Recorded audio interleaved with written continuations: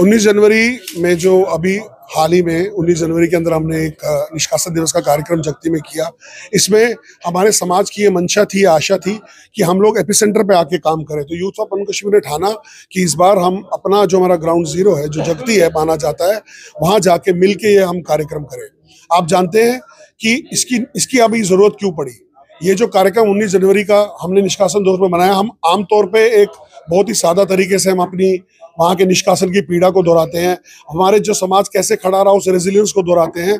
और जो इस बार जो फोकस था वो था हमारे रिजॉल्व का, हमारे संकल्प का, कि कश्मीर में अगर वापस जाना है तो समाज एक तरह से कैसे सोचता है, वो एकजुट होकर कैसे सोचता है। और उस एकजुटता का आपने जो वहां पर खुद आप थे वहां मौजूद, आपने देखा कि हजारों की संख्या में मार्गदर्शन 91 और पन्नू कश्मीर होमलैंड की स्थापना कश्मीर के अंदर ही एकमात्र सोल्यूशन है जिसमें कश्मीरी हिंदू वापस जाएगा। तो आज की प्रेस कॉन्फ्रेंस का मुद्दा ये है कि ये जो 19 जनवरी में हमने जगती के अंदर हम लोग साथ में जुड़े, इसमें युवाओं ने संकल्प लिया कि अभी इस लड़ाई को, इस अभी आगे हमारे जो निर्णायक लड़ाई है, इसको हमें रोड पे वैसे ही वापस लाना पड़ेगा जो 90 के दशक में था। तो ये 90 के दशक का जो जोर था, यही अभी आपको 2025 से शुरू होते मिलेगा।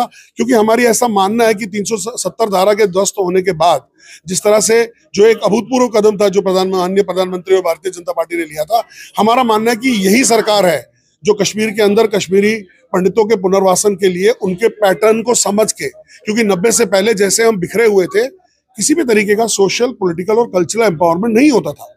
हाल ही में इलेक्शंस हुए, 25 वोट, 40 वोट, 60 वोट हमारे समाज के लोगों को पड़े, वहां से 3-3 हजार वोटों से एक कॉर्पोरेटर भी हम खड़ा नहीं कर पाए।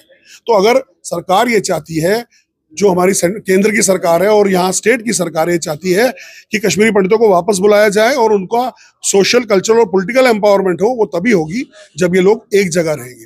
तो कश्मीर घाटी के अंदर एक यूनियन टेरिटरी का कार्व आउट करना, जिसको हम होमलैंड कहते हैं, इसके लिए यूथ ऑफ पन्नू कश्मीर अबद्ध रूप से खड़ा रहेगा और इस हवन की पूर्ति तब होगी जब ये होमलैंड में वापस मिलेगा। देखिए, जो ये 19 जनवरी है, ये एक हमारे इतिहास का एक काला दिन है जिसमें कश्मीरी पंडित कश्मीर से भाग के आए थे। सबसे पहले ये समझना है कि क्या में लोग आए कैंप से नॉन कैंप्स में, स्पेशली ये युवाओं का इसमें एक बहुत बड़ा योगदान है। युवाओं ने इस बार इसमें आगे आए, आगे बढ़कर इसको एक ऑर्गेनाइज किया।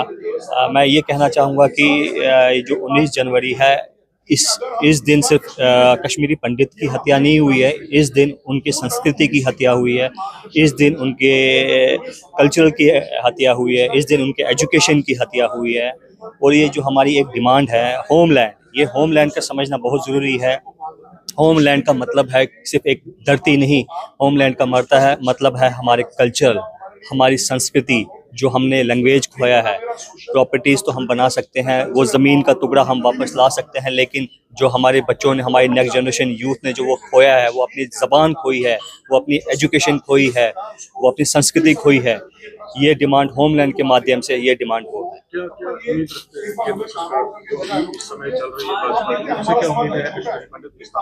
है। देखिए, अभी हमारी अपेक्षा है नरेंद्र मोदी जी की गवर्नमेंट से, क्योंकि हमें लगता है कि अगर हमारा हल हो सकता है तो इन्हीं की गवर्नमेंट में हो सकता है। दो डिमांड है, मैं दो डिमांड की कहना चाहूँगा। एक होमलैंड पन्नू कश्मीर, दूसरा है जो एक अभी रिसेंटली इन्होंने एक ऐलान किया है कि कश्मीरी पंडित को भी एक हक दिया जाएगा इलेक्शन में रिजर्व पॉलिसी के तहत।